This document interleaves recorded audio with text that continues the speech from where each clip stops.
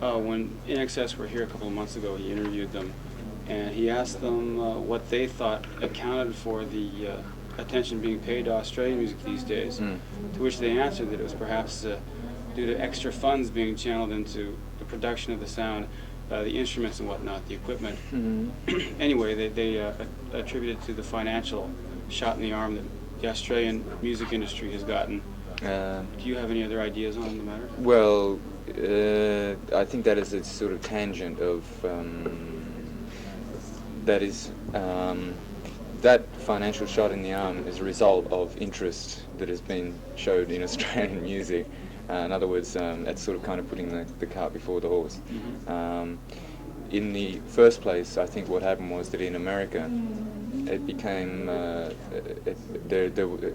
America, especially Los Angeles, went through a kind of Australian fad period where koala bears and stuff became sort of what's happening here now with the frill neck lizards and stuff. Yeah, right. And that also in connection also, I think one thing that was a major influence was the effect of Australian film in America with the Mad Max and Road Warrior business. Created an interest in Australian output in general, which then created an American financial investment in bringing more of it out. And that's produced a lot of record contracts for Australian bands, which 3 years ago would have gone totally unnoticed. So that's how it's compounded. It's strange because INXS and us came up at the same time, pretty much. But we were a little step ahead, and we got our first American contract before the kind of breaking of Men at Work, and so our timing was out completely. I'm quite sure I follow the last point there. Oh, well, meaning that our first attack on America came about a year too soon. Oh, I see. Right. Right.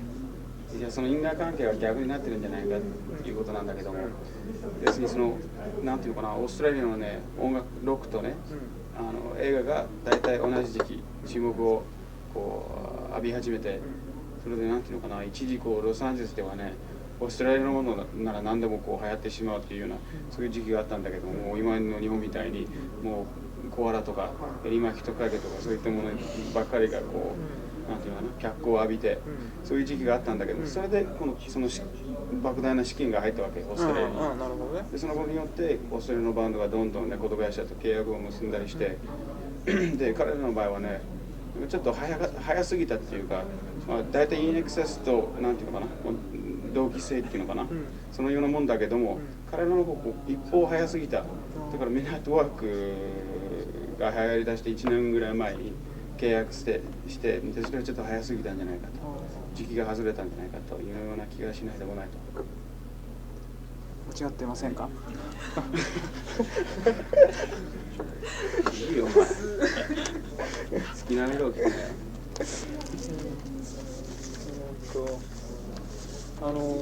そのどこだったっけかな。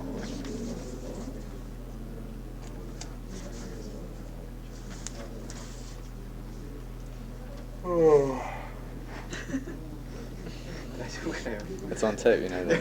I like to give him a hard time because he's trying to give me a hard time. そのなんていうのかな。例えばあまりにオーストラリアンロックが多すぎるためにね、説明するときにいつも、例えばアイスハウス、あれはまずオーストラリアのバンドでどうとかこうとかそういう就職がどうしてもついてしまう。そういうことに関してやはりあるのは反発かどうかと。With the glut of Australian music, there's a tendency that when you talk about a band, talk about, say, an Icehouse, you almost always offer a disclaimer in the same breath, which is an Australian band. Do you feel any sort of ill feelings or negativity towards this sort of always having that label on you? As an Australian band? Yeah, I mean, like when they talk about Icehouse, the Australian band, I'm kind of I feel immune to a certain extent because of a collection of reasons. One of which is a really practical one, which is that in practical terms, of the 7-piece lineup that we have now, 4 people are British. That's one thing.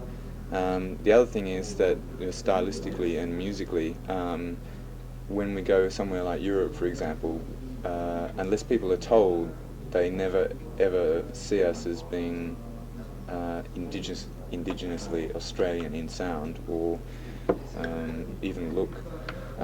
In fact, we tend to be a kind of real a non-continent entity, not attached to anywhere. And I think one of the most sort of striking practical examples of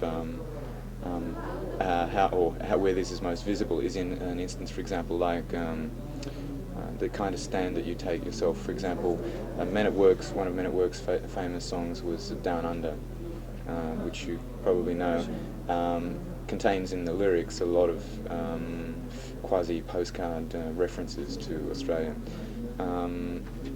I think, if not before, but perhaps almost exactly the same time, I wrote a song which was the biggest single from Primitive Man, in Australia anyway, called Great Southern Land, which was an exercise in writing a song about Australia without using any of the hack references.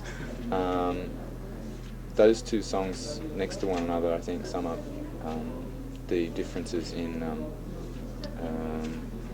status between the two. Okay. なんだっけ、その就職に対する反発っていうか、それが全くない。なぜかというと、それに対するこう免疫っていうか、そういう同様のものができてしまって、なぜかというと、現在のバンドは7人編成なんだけども、その中の4人はイギリス人。でそれはまず一つ。でもう一つはね、こう例えばイギリス人が僕らの音楽を聴いても、これはオーストラリアらしい音だっていう認識が全くない。でそれはもう一つ。あとはね、なんだっけな。まあその例えばこうメナートワークと比較すると、彼はダウンアンダーっていう大ヒットがあったでしょう。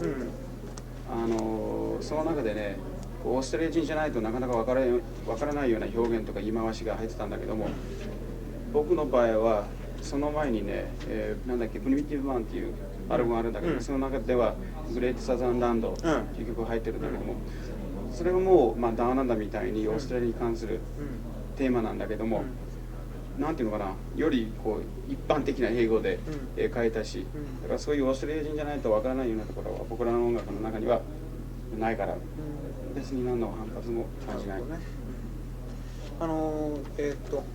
日本で発売されてるアルバムで一番新しいっていうのはこれになるんですけども、 This is the last one that was put on sale. これ僕一番最初に聞いた時に何がこう浮かんできたかなって、やっぱりデビッド・ボーイとそれからブライアン・フェリー、ロクシー・ミュージックだったんですけども、そのイメージっていうのは間違いですか？ First thing, the first artist that came to his mind when he listened to that were Bowie and Ferry. Do you think he's mistaken?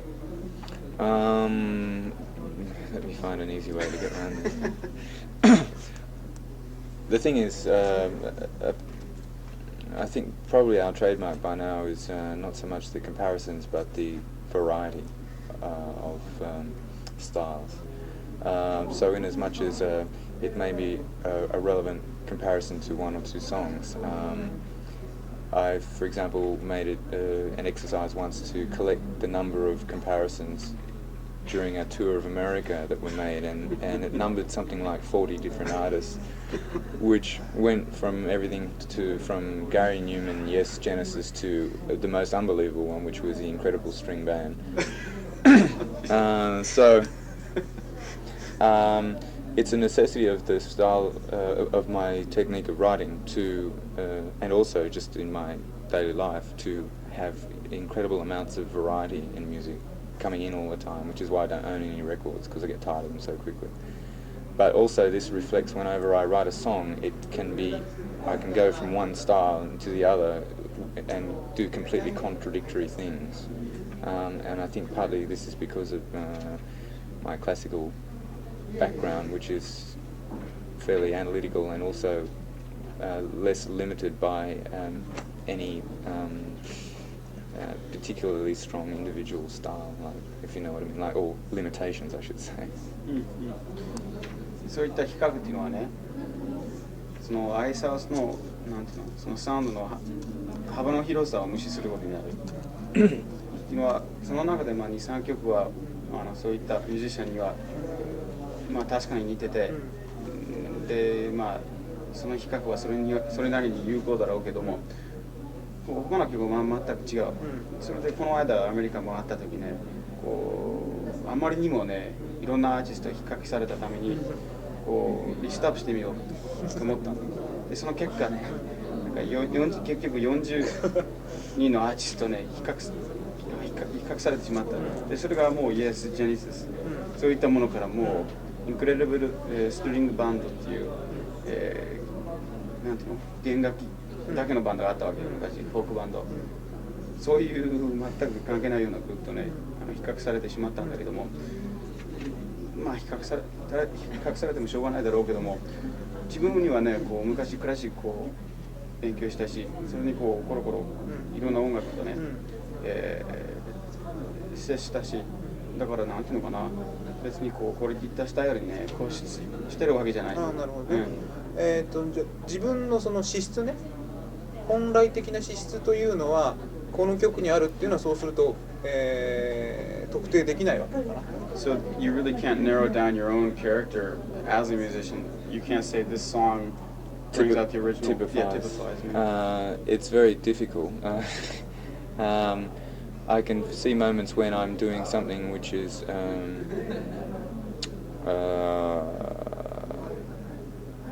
most peculiarly mine, but only over a period of time can I identify the connections in personal style. I think the further I go along, it becomes more obvious. But most things I do tend to be approached with an experimental frame of mind anyway. So I'm as much interested in finding it as finding what the style is as anybody else. 曲を書くときね、あくまでもなんていうのかな、実験的なアプローチで、取り掛かるっていうか、そういったなんていうの、そういった構えでやり始めるわけだから、ある程度時間経つとね、これはもう独自のなんていうのかな、その自分らしさが出てるなっていうことに気がつくことはあるんだけども、分かんないんだよね、最初の段階では。だからそれ自分だってね知りたいっていう。なるほど。表面的にはね、表面的にはいわゆるそのエレクトロポップと言われる、ヒューマンリングだとか、ウルトラボックスだとかね、そこら辺に近いものを感じるんですけれども、かといって他の曲に行くと、さっき言ったそのロキシーの叙情性みたいなのがね出てきている。でその1枚目2枚目3枚目と来るごとにどっちかっていうとそのエレクトロポップのところから少しだんだん離れていって、叙情性というかね、非常に繊細でなんて言ったらいいかな、流れるような叙情性っていうのはね、なんとなく強くなってるような気が僕はしたんですけど。そういうサイクルがあるわけ？いやだから1枚目これ3枚目なの、そうだ。1枚目2枚目3枚目となるに従ってね、そういう感じがしたんだけども、それは間違いかね、そうするとそれも。In his own case, he listening to your 3 albums, he feels that the first one had sort of the electro pop style of a human league or an ultravox, as he puts it.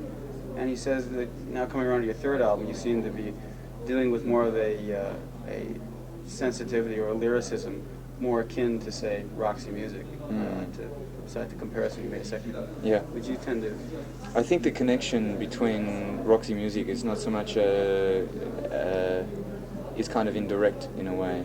Not so much the nuts and bolts of style or sound or harmony or whatever, in so much as the most exclusive connection that we have in the field of current music is that there are very few romanticists left. It's like I can see myself being is equally compared with Brian Ferry as Frank Sinatra, within the context of what is happening at the moment. 確かに表面的にはね、その辺の比較はできるかもしれないんだけども、それよりもね、こうブライアン・フェリーとのねこう共通性っていうかそういうものがあるとすればそれはもうブライアン・フェリーも僕もであとフランク・シナトラもみんなロマンチシストロマンチシストであることそのぐらいじゃないかな。詳しいその資料をね前もってもらってなかったんでもしかしたら間違ってるかもしれませんけどと言ってね。Before he wants to first of all offer a disclaimer here. He hasn't really received any detailed data on you, so this may be mistaken. で1枚目2枚目3枚目といつもその2枚目は確かソロアルバムなんだけどね彼の、1枚目と3枚目、メンバーが違ってきてると。でバンドを組むことのその煩わしさのために、こうパーマネントなメンバーがいないのかなって思ってたんですけども、どうなんでしょうそこら辺は。そのバンドを組むっていう煩わしさそう、とねあとはその技術的にあるいは気に入らない自分の水準まで来てない人がいたんでそこを切り捨ててたのかとどっちかかなと思ってた。I guess there's been a bit of switching around in terms of members from the first album. The first album was what, actually a solo album? No, the first album was a result of a four-piece band. Is that right? Four? Yeah, four. I'm confused. It was a solo album. Yeah, no, it was four. I was just trying to remember because in order to get to that stage, we'd also been we'd been developing over a period of 14, maybe 18 months, even before we actually got into the studio. But at that time, it was a four-piece band. Even though I was the prime mover in terms of writing songs and arranging. So that was at that stage. Then there was quite a long gap between that and the next album because it involved touring that whole album, the first one, again in America as well as Britain and whatever, which was physically a long tour. At that point, the four-piece band virtually dissolved, and as kind of a sort of an interim period, I started writing songs and recording demos, which were going to be recorded again by the same four-piece band. These demos were co-produced by Keith Forsey, and eventually we finished those demos just ourselves without including the old band. They became Primitive Man, at which point I needed to add at least a couple more members just to make that stuff work. This was where the current lineup was assembled, which includes the original drummer and some new people, extra hands we needed, and that included 2 English keyboard players, English bass player, another guitarist, and for this recent tour also a sax player. Why were the members who were cut out, why were they cut out? Well, it wasn't so much, it was kind of a mutual dissolving of the whole enterprise. In a way, I think you have to get, well, the reason why the current lineup has the kind of status which it has, which is kind of like democratic to the extent that we're always making decisions about whether we do things together. We're not sort of married to one another. The reason why we do things this way is to avoid the kind of conflict that you inevitably get when you have a bunch of adults that try and live in one room for a year. And so at all costs I want to avoid that ever happening again. Oh, that was what was happening before? Well, I think that's what happens to... in fact, we've toured supporting a lot of bands, a lot of big bands as well. I mean, I guess the prime example that comes to mind straight away was in fact Roxy Music, who we did tour with at one point, and I know that they don't particularly get on well, and I see it as being a pointless exercise, and the results that you can get out of those situations musically obviously have to be not optimum. かなりあれだよ複雑ないきさつで、本当、今現行のラインナップになったので、それどうかな時間的にそうか。説明できじゃる余裕あいいです。次行きましょう。In the interest of time here, we're going to cut that one. We'll get it later on paper. Sure. It's written down. Yeah, sorry to be so. No, it's quite all right. We need the details. 日本でそのイギリスやアメリカの音楽を聴くと、ロックですよね。言葉の違いっていうのがまずあって、それから生きてる、環境、土壌というかそういうのがあって、どうしてもその2つによって、どんなに同時代的な普遍性を持ってたとしてもちょっと避けられない一歩ずれが出てきてしまう。まずそこまで言ってちょうだい。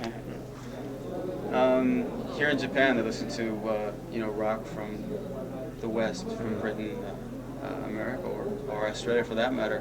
And there's of course a fundamental difference in terms of the language. No matter how universal a message of a song may be, there are certain differences in the environment and just the foundation of life that prevents that from getting through. It's the first part. でさっきそのお話が出たプライベートマンの中のグレートサザンランドねの詩を見てると、それと同じような問題としてね、同じ英語圏でありながらもその地域的な違いとか、それから環境の違いなんかによってね、そのズレというかね、違いというか、それをなんか典型的に現れてたような気がするんだけども、やっぱりかなり大きいんじゃないかと、そのズレというのは。And looking at the lyrics, at least those translated into Japanese of the song you were talking about, "The Great Southern Land," you get the feeling that maybe if even another native speaker of English, if not in Australian, might feel somewhat of a gap there. But are you saying politely that they might be a bit obscure? For maybe other native speakers of English who come from different environments or different backgrounds. Well, firstly, let me put one proviso on the whole thing. The method by which these have been translated from the record into English and then back into Japanese has been fairly haphazard. Oh, I see. Yeah, right. That's number one. So they might well end up being quite a lot more obscure than they in fact are. That happens, yes. Number two is that my main, I feel for me that the most powerful medium, let me express it in another way, that is sometimes the thing which is less obvious is far more powerful than that which states itself clearly. Okay. That's the first part. Okay. So, therefore, in theory, the medium of music without any lyrics at all is potentially far more powerful because it doesn't reduce itself to a very simplified, in fact oversimplified level. So in certain circumstances, that is, I'm not saying that across the board, but in certain circumstances, music itself, because it's a universal language, without lyrics, is its own best salesman. And to that extent, we are regarded as a highly atmospheric band, as opposed to some bands. For example, let me give you an Australian example. Is a band called Midnight Oil, who have a great deal of political content in their lyrics. So reducing them to having no lyrics would be taking away a lot of limbs of their potency. So this is why that is not so much of a worry for me, even though obviously it's reducing it to a less potent form. その答えをね、2つの部分に分けてみよう。でまず一つはその詩が日本語になるまでの経過っていうのは大体実にいい加減なもんで、まずそのほら誰から聞き取って英語にして、でさらに誰かがそれを日本語に訳すと、で大体その英語が間違えてることが多いから、あんたの読んでるのはひょっとして間違ってるかもしれない。それは一つ。でもう一つ、音楽においてはなんていうのかな。メッセージを伝える力があるわけで、ある音楽に関してはそのなんていうのかな、歌詞をつけることによってそのメッセージを限定するから、そのメッセージを弱めることにある。で僕らの場合は雰囲気でね、その強いて言えばその雰囲気でねメッセージを伝えようとする派なので、雰囲気でね、どちらかというとその詩がない方がそれが明確に伝わるんじゃないかと思う。歌詞をつけるとそのメッセージを限定してしまうから。でまあ比較するとミッドナイトオイルっていうバンドがあるんだけども、これはかなり、誠実色の強いメッセージを歌うバンドだけども、その詩を省くともうほとんどなんていうの伝える力はもうなくなる。でそれは対照的だと思う。逆にこういう聞き方をしてもいいんだけども、ちゃんと区切るかそこまで言ってね。区切ったところで訳してね。いいよ、もう区切る。日本にはね今1億2000万の人口がいるんでね。でところが世界的に人気が出たロックバンドというのは、ただの一つもない。でまあロックというかポピュラーミュージックに関しては完全に、輸入超過であると。そこまで言ってくれる。Japan has a population currently of 120 million people, and just in spite of this, they have produced no band, a rock band that has gained any sort of international fame.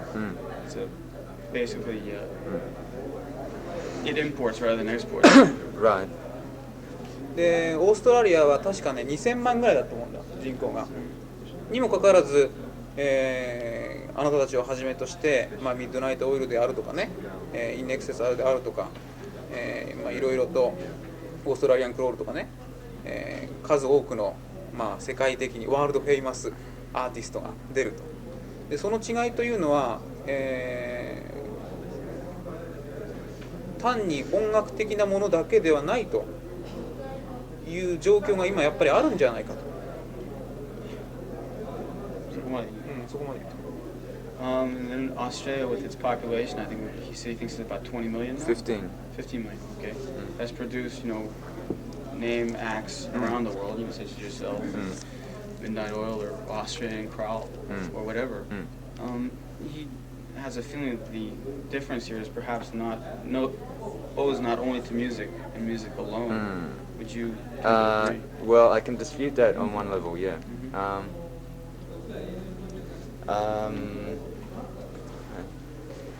Maybe, okay, two things. Firstly, just to contradict what I said about lyrics, what became important in New Wave became a kind of injection of that kind of mystical thing called art, re-injection into music, and that involved all aspects of art and music, that is, clever writers of lyrics and clever constructors of noise, emotive noise. So lyrics were important. They separated the sheep from the goats, right? And this still remains, even though it's New Wave is suffering more and more of blanding out right now. But this was what was important. Now, one part of that, Japan has an obvious disadvantage in, which is in constructing of artistic English prose or verse or whatever you want to call it. So that's one thing. But the other main thing I see as a difference here is the kind of emotionalism in musically. It's a perfect example of this. It might be a really hack example, but the theme of Merry Christmas, Mr. Lawrence, as a piece of music, is a very emotive piece of music. It's a very sad piece of music. But this quality is something that I don't hear in very much Japanese music. And as I've been here, one thing I've observed is that culturally there lacks a romanticism. For example, without being insulting at all, it seems to me that one theme that might be really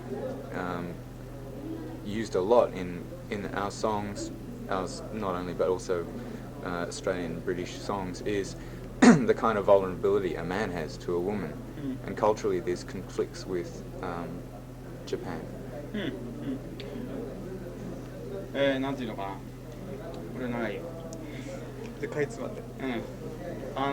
確かにね、日本人の場合は大きなハンディがある。でそれはもうなんて言ってもし、ニューウェーブっていうねジャンルがまあここのところはね、とずつこう下火になってきて、下火になってきたっていうよりもほとんど消えつつあるジャンルなんだけども、そのニューウェーブが果たした機能っていうのは、なんていうのかな、大いに要するにその歌詞のねこうレベルを上げたことだと思う。それはなぜかというと、ニューウェーブが出てきた頃、その詩が非常に注目された。だから詩がしっかりしてないとそのバンドが消えてしまうというパターンが一時あったんだけど、とにかくそういう非常に大きな役割を果たした。日本人の場合はどうしてもその歌詞っていうか散文っていうか、こうなんていうのかな、芸術的作品として評価に値するようなものを書くのはどうも困難であると、そういう判例があるわけで、もう一つはね、例を挙げると「戦場のメリークリスマス」のテーマっていうのがあるんだけど、坂本龍一の、それを聞くともう何とも言えないようなこうなんていうの、人を感動させるような様相がある、ところがね、他のその日本人の音楽を聞くとどうもそういう様相があまり、伺わないっていう、あんまりないよ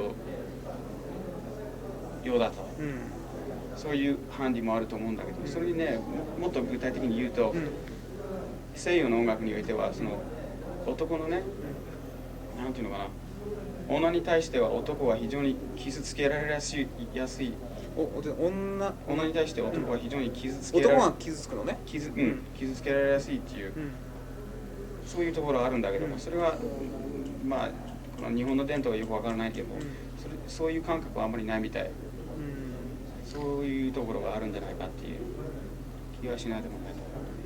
Perhaps I can explain it quickly a bit better by using an example. At the beginning of New Wave, Culture Club would not have worked because it's very clever power pop or whatever, but it has none of that vulnerability or emotion. This would have disqualified it from being taken seriously, which was necessary then, which is not necessary now. Even though Japan, hypothetically, a Japanese group may produce the best quality power pop, then it wouldn't have worked. Maybe. さらに説明してみよう。でカルチャークラブっていうバンドが今あるんだけども、それがニューウェーブの初期、その初め頃ではね、あれをおそらくね受けなかったと思う。なぜかというと、それがパワーポップであって、でその手のパワーポップにおいてはそういうところがない。その感情的、なんていうのかな、情緒的なところ、感情的なところ、要するにその人間の脆さみたいなものがねないから、あの当時はダメだったろうと。分かっていただけたでしょうか、先生。そうね、あれ例えばイギリス人、アメリカ人、オーストラリア人でもいいと思うんですけど、日本の音楽でね、どれが一番感動しますかっていうふうに質問するとね、スティーブ知ってるかどうか知らないけど、北の宿ってあるでしょ。北の宿って演歌があるんで、ね、非常に演歌の代表作みたいなものね、それがあれが一番いいっていうわけ、アメリカ人やイギリス人がね、あれこそ日本の音楽だっていうわけ、ね、で結局そのいくら、日本人がロックをやろうとね、自分たちの例えばロックをやるっていうよりは同時代としてね、普遍性を持った音楽を作ろうと思っても、結局そういう見方というかね、聞き方しかされないわけよね。何知ってるわけ？誰が知ってるの？誰が知ってるの？そのイギリス人が感動するわけ？だからある程度さ、だから日本のロックとかね、全部持ってったわけ。例えば20曲とか30曲ね、でこの中であなたは一番どれがいいですかと聞くと、絶対みんな北の宿と北の宿となっちゃうのよ。結局そういう見方っていうのは、そのオーストラリアロックがね、流行るっていうのはね、こっちからしてみるとね、いいな、偏見を持って聞かれないでっていうね、そうなんていうか、あるわけ、そういう。要するに日本人が要するに偏見を持たれてる。そういう気がね、すごくやはりしてしまうところがある。I think we're losing the relevance here, but yeah, we're getting very serious. Anyway, he says that apparently one guy once did this experiment with some organization or whatever, took a bunch of music from Britain and asked people what they felt was the most emotive, what they're the most moved by of it, and they all chose this song, which is a type of what they call Japanese enka, which is a very traditional. It's not quite, well, it's traditional in a sense. It's a very dramatic, I mean, just like, you know, Johnny Ray, like get down on your knees and bawl and, you know, Really? Oh, right. sing, Okay, cool. sing your guts out. Yeah, yeah, yeah. It's all about, you know, people getting their hearts broken and blah, blah, blah. And all these people chose this. And he says, well, maybe because, you know, there's just sort of a prejudice? Yeah, a bias. That maybe, you know, you're not going to take Japanese rock seriously, you know, for whatever it is. Well, you know, see, this was my theory, as long-winded as it might have been. But I'm as much theorizing as you are. But see, if I knew, I'd be the richest manager in Japan. You got that one. I don't really know. This is just theories that I have about music. And to a large extent, I think that Australia has the benefit of the doubt and is lucky because of the kind of fad consciousness which brought attention to it via, as I said, the American film acceptance and koala bears and things. Yeah, yeah. 最後の質問したいから、あんま時間がないからさ。Okay, we'll cut that one out. We'll get it later. For the last question. その自分の音楽がね、自分でもあんまりこう限定してね、これが、アイバー・デイビスだ、これがアイスハウスだってこう限定されないとするとね、これから次のアルバムに向かってこう変わっていく予感なんていうのはあるのか。どういうこと？だからさ、今はまあいわゆるね、表面的にはエレクトロポップみたいなことをね、言われてしまうだろうけどね、この次のアルバムというか次の音楽に向かって自分のその予感っていうのはあるのかどうか。When you're going about making your music, do you ever have any sort of like premonition or feeling what the next thing is going to be, which next thing you're going to come upon? When I'm about to write a song, have I ever got any idea of what it's going to turn out like? Let me clarify this. それはどういう段階ですか？曲を書き始める時なのかな？だからもうその次の次のっていうの？いや、それどういうことなの？その予感っていうの？変化の予感でしょ？予感で？予感ね。だからさ、つまり限定してないとするとね、これだっていうふうにしてないんだから、どこまでがその自分の音楽だったかよく分かんないわけでしょ、そうするともっと広がりつつあるというね、そういう予感があるかと。広がってもっとだからさ、今のから今そういう予感があるか。そう。You mentioned that you sort of have no way of determining what, you know, the real you is in terms of what kind of music you come up with. Do you have the feeling that you're just going to keep on spreading out more and more? No, I think not. I think what I'm learning to do now is to eliminate this sort of static in my brain in terms of inputs, and and recognize the kind of more legitimate spontaneity, which is much more my own trademark now. So I think in the future, I think I've been misled by, or perhaps moved by kind of peripheral inputs as to, you know, why are you making this recording? What is it going to achieve? Blah blah blah. The more fascist I become with my own selfishness in terms of music, I think the more of my own real music that I produce. If you know what I mean. I think I get you. Was that different from before then? What you used to always philosophize? Well, not exactly. I think right at the beginning of the whole sort of thing with the first album or whatever, I'm just basically I wasn't even sure what was going on. Perhaps I should. The early history of the band was such that before I knew what I was doing this as a hobby and a lark because I had nothing to lose and I just resigned from an orchestra. But before I knew what happened was we had a top 10 single in Australia. So I literally have been following my nose the whole way, and it's only been recently that I've got to a point where I've had enough time and exposed to enough of what's going on to be able to work out what I want in the situation. What I want to be able to do is to be able to make a harder concentration of what is really worthwhile in me,どうだちょっと説明してよ。そうなんて言うんだろうこのハイサウスやる前にねこうオーケストラに入ってたわけでしょ、でそれをこう抜けてね、とにかくもう好きなことやろうということでこのバンドをやり始めて、それでもう知らないうちにねこのオーストラリアのトップ10に、もうヒット曲をもう放ってしまった、であれからずっとほとんどもうがむしゃらっていうかもうそういう感じでやってきて、でようやくねその自分がなんていうのかな再びそのやりたいことをできるようになってきたわけ、それだけの余裕が出てきた、だからなんていうのかなああでもないこうでもないっていうようななんていうのかな次の作品はこうどうこうっていうようなねことを考えずにその理屈抜きでねとにかくこう思いついたことを音楽で表現しようと、そういうことをこれからしたいんだけども。なるほど、そうですね。じゃあどうもありがとうございました。Great, thanks. Sorry to have been so long-winded. No, not at all, not at all. That's I thought you were actually a lot shorter than ちょうど1 a 時 lot 間 of the だ other people who talked to. Really. I talked to a guy on Saturday, this fellow from Nigeria, King Sunny-Ade. Oh, yeah.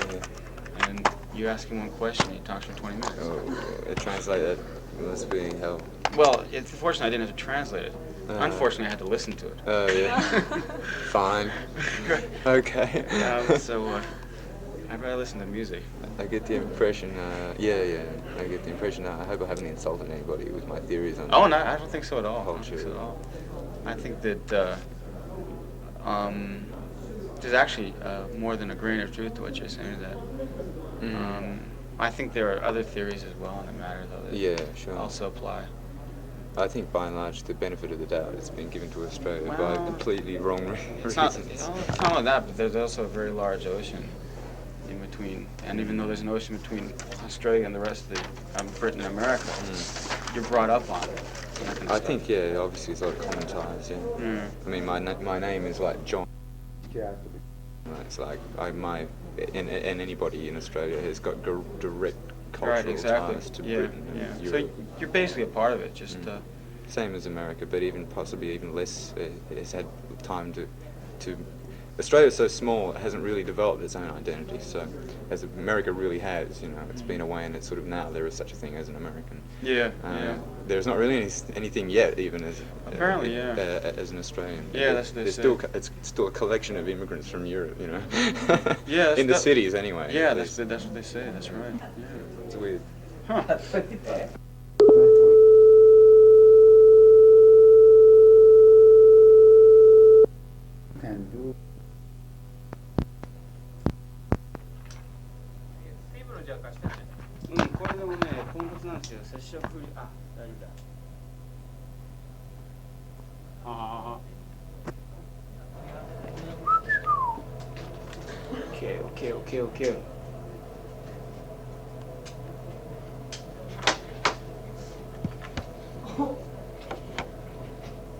いいですよ。